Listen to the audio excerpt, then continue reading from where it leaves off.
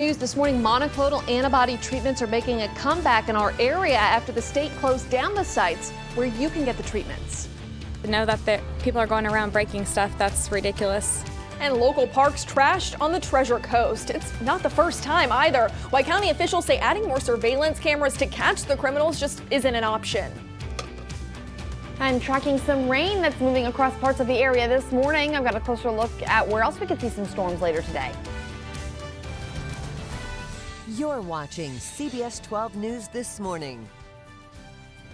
Hey there, good morning everyone. Happy St. Patrick's Day. I'm Sam Kerrigan in for Matt Lincoln. I'm Ashley Glass. You're winning St. Patrick's Day with the right. green. I'm falling a little short here. It's okay. Calmer day ahead today after storms brought heavy wind, rain, even some hail in our area. Right now you're taking a live look at the Roosevelt Bridge to start off your morning. It's looking pretty nice out there. We want to check in with meteorologist Lauren Oleski. Lauren, you were tracking a little bit of fog though. That's right, little fog and a few showers this morning. You can see some of that fog hanging out on top of the bridge there.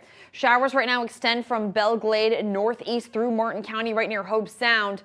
And then winds are relatively calm. That's why we can end up with some fog outside this morning. Right now, winds are around 5 miles per hour. So these little showers are going to keep moving northeast, and then we're dealing with a mostly sunny to partly cloudy sky for the rest of the day. This is a look at 4 o'clock this afternoon. A couple of thunderstorms are going to be possible out there later on, especially in Palm Beach County. I do expect most of the Treasure Coast to actually stay a little on the dry side. It's mostly just for areas further south that we see that rain chance.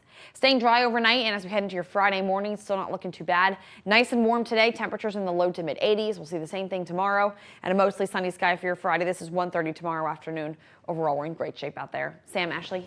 6:31 is the time, and this morning monoclonal antibody treatments are slowly coming back to the state, and it comes as COVID cases remain low. The state has a stockpile of potentially hundreds of thousands of dollars worth of COVID treatments that it's not allowed to use. CBS 12's Jay O'Brien explains why. Inside this newly reopened monoclonal antibody treatment site in West Palm Beach, patients are being treated with one of 2 drugs, both approved by the FDA for use against the Omicron variant.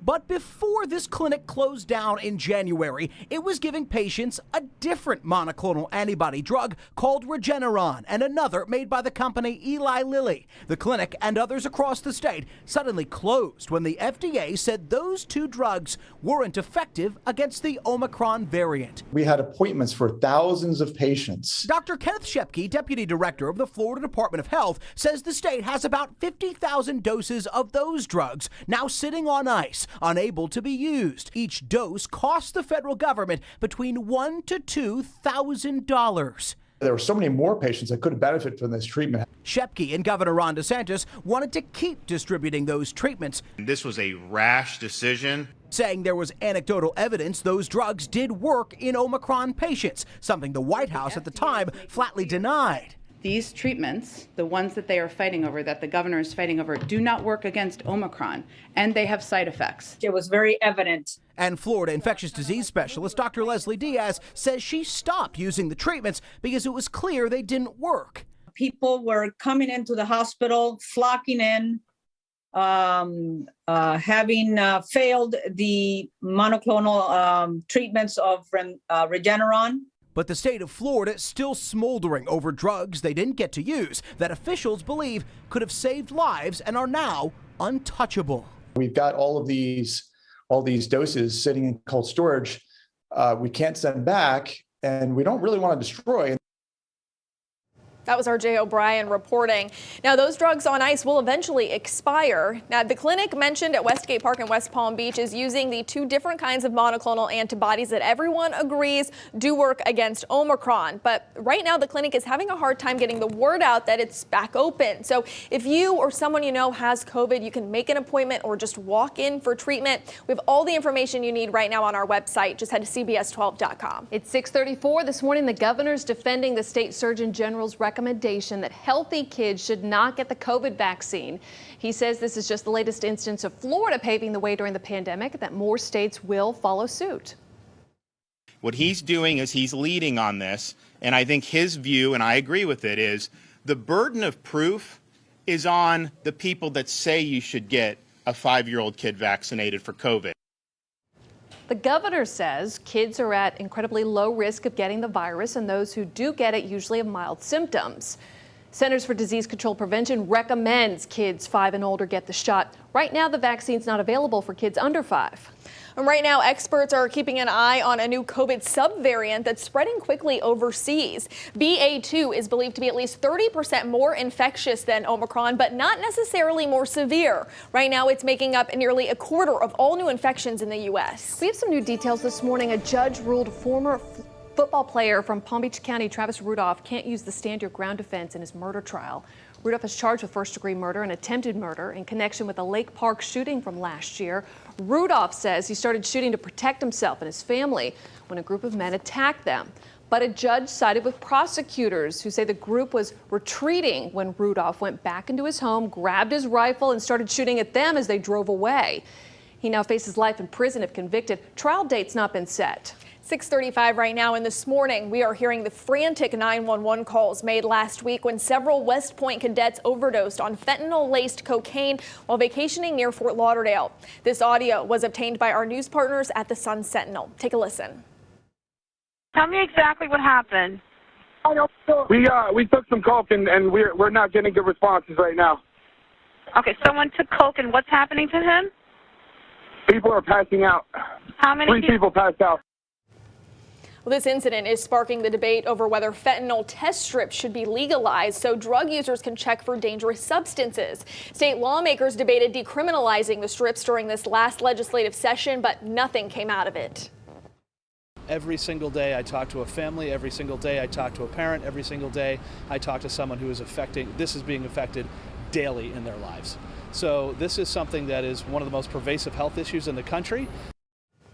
Fentanyl test strips have been endorsed by the Centers for Disease Control and Prevention as an effective overdose prevention strategy. 6:36 is the time, and this morning we're following up on a string of vandalism at parks on the Treasure Coast. Yeah, just this week, we told you about bathrooms at 3 parks in Martin County that were destroyed, costing the county thousands of dollars in damage. Yeah, take a look. Some of the new videos and photos we have coming in. You see the smashed toilets, destroyed water fountains and sinks, spray-painted graffiti in the restrooms at Stewart Beach, Mary Brogan Park, also in Stewart, and Jock Layton Park in Palm City. Kara's back at our live desk following this story. It's a big concern for our community. You know, parents, families, we want to be able to go to the park and feel safe. And Kara, we're learning, though, that these parks don't have surveillance cameras necessarily in the area where the vandalism is happening. Why is that? Well, here's the thing, Sam, Ashley. The parking lots at some of the Martin County parks, they do have surveillance cameras, but they don't show the restrooms. And the county parks administrator says the installation and maintenance of adding new cameras, well, it would come with a big price tag. Here's the other holdup. He says it goes against current county policy, putting cameras in a position where they could potentially capture video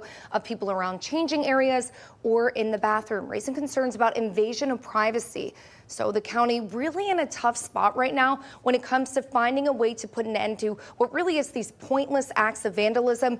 Just over the past year, the sheriff's office says that they've made 8 arrests, and most of them have been teens. Take a listen. The kids do the vandalism, they record it, and then they post it on social media. It's been a big thing lately, I guess. I think it's ridiculous. I wouldn't understand why anybody would get any joy out of doing that. It doesn't make any sense.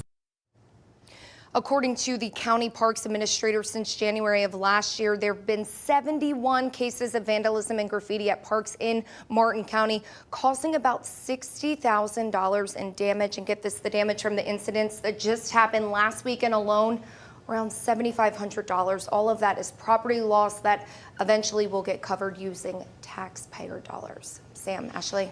Yeah, you just hate to see that happening at our local parks. All right, Kara, thank you. The time right now is 6:38, and this morning, in your Eye on Education, we're learning the governor is allocating nearly $300 million in funding for educational programs for students in the state. Here's a breakdown of how all that money would be distributed. Nearly half of it would go to summer school and after-school programs to help students catch up. Students would also benefit from reading intervention and coaching. There will be more support STEM programs to help get students in science, technology, engineering, and math fields, and more mental health teams will also be available for students. Also this morning, Indiantown getting close to having its first ever high school. Big project that will help underserved students in the area. The campus will be on Southwest Citrus Boulevard near the Treasure Coast Wildlife Center. School leaders tell us the school will focus on career and workforce education, as well as dual enrollment opportunities for 400 students. giving people the opportunity when you come out of high school of getting a job right away if you want to, or continue your education. It's your choice, but you have a credential that will help you. The school's groundbreaking is set for the end of the year.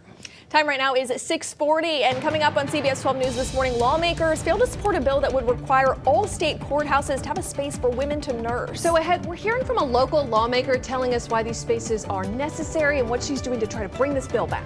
Plus, the fight continues to save our beloved sea cows. In 10 minutes, we'll give you an update on how a feeding program for manatees is going right now in the Indian River Lagoon.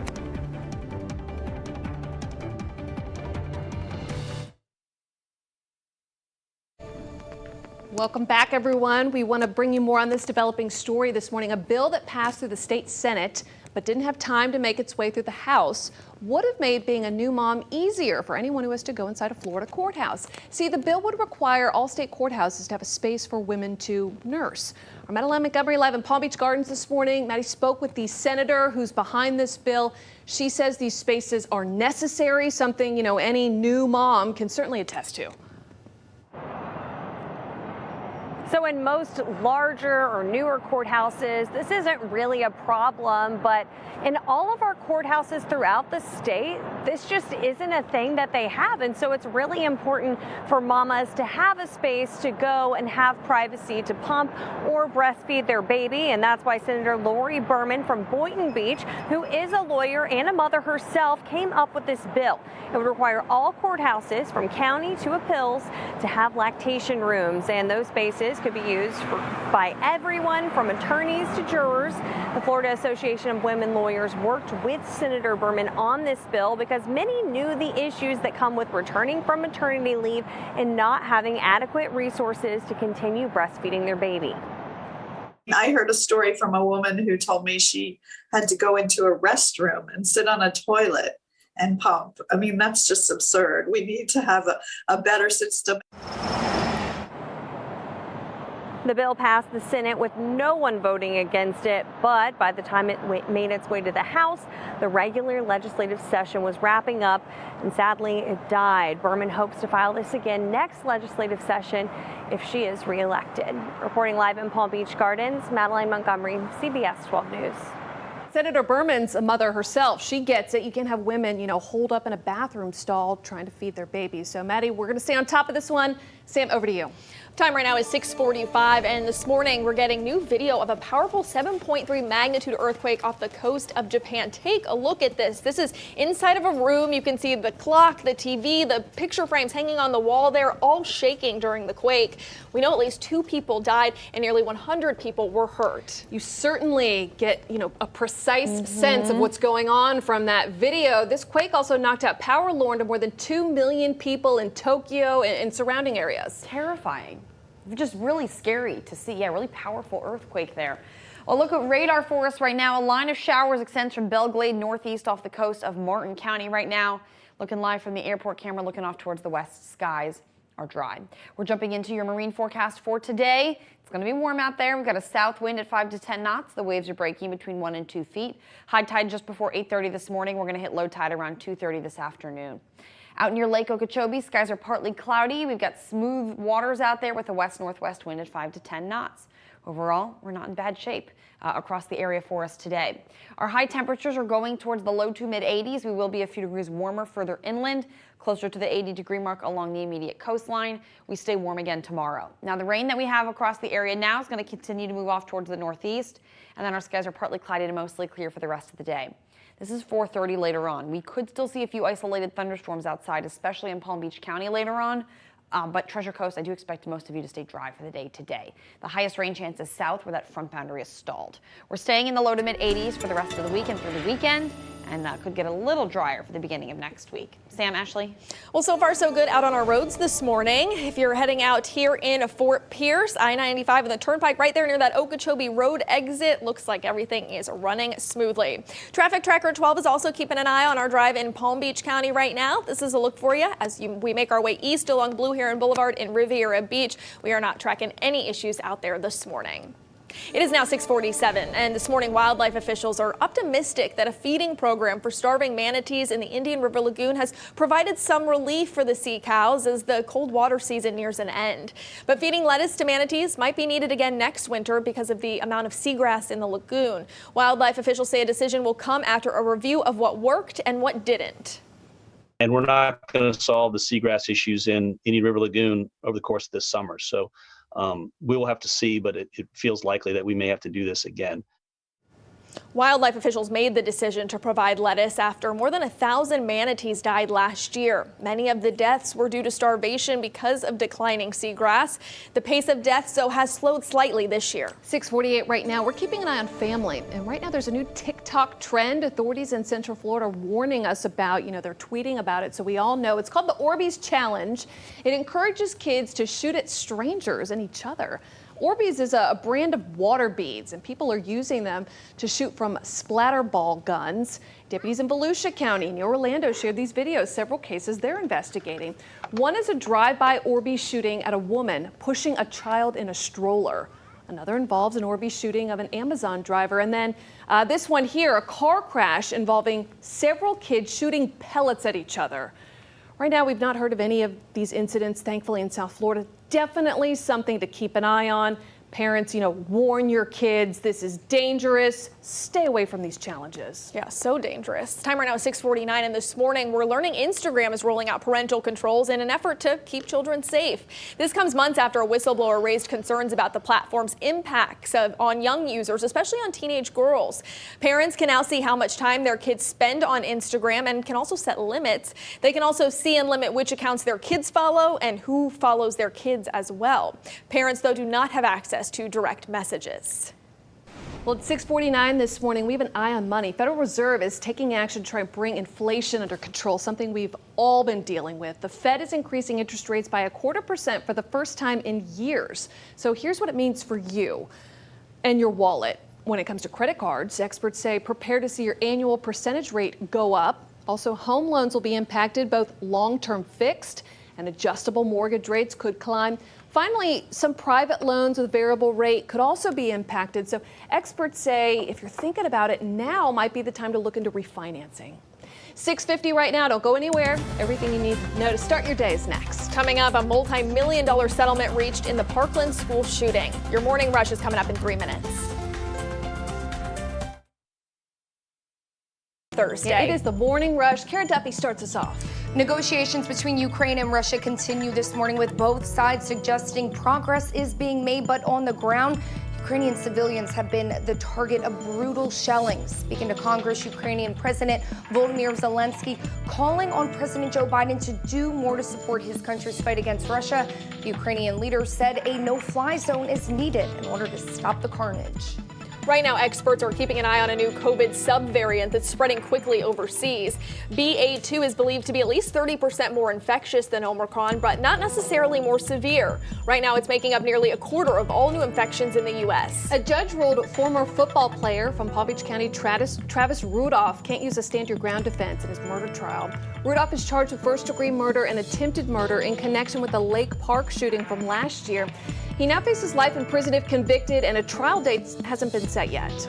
The U.S. Department of Justice has reached a multi-million-dollar settlement with the families of most of those killed or hurt in the Parkland school shooting. The roughly $130 million settlement is tied to the FBI's failure to investigate a tip about the Parkland shooter, Nicholas Cruz, just a month before the shooting. Cruz pleaded guilty last year to 17 counts of first-degree murder. He's facing life in prison or the death sentence, and that phase of his trial is expected to start next month. The governor's allocating nearly $300 million in funding for educational programs for students in the state of Florida. Nearly half of it would go to summer school and after-school programs to help students catch up, and the rest will go to reading intervention, STEM programs, and more mental health teams for students. Let's go back to Lauren.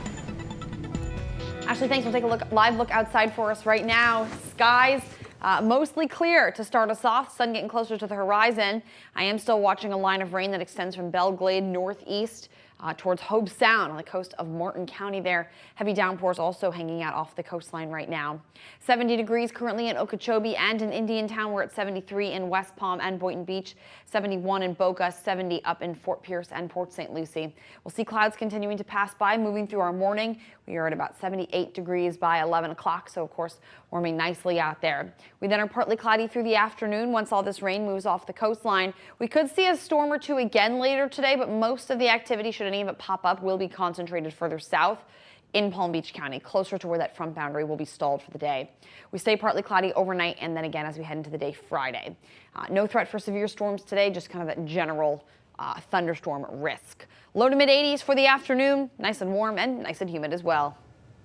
All right, one final look on our roads as you get ready to head out for that Thursday morning commute. Traffic Tracker 12 is heading north right now on Australian Avenue in West Palm Beach. We are still quiet out there this morning. We are not tracking any issues for your drive. Smooth sailing on the St. Patrick's Day and the Friday Eve, and we are so glad you joined us, everyone, for CBS 12 News this morning. We will see you back here in half an hour for another local update. We leave you this morning with a live look in Stuart at the Roosevelt Bridge. That's nice. It is beautiful out there on this Thursday. Have a great one. We'll see you back here in 30 minutes.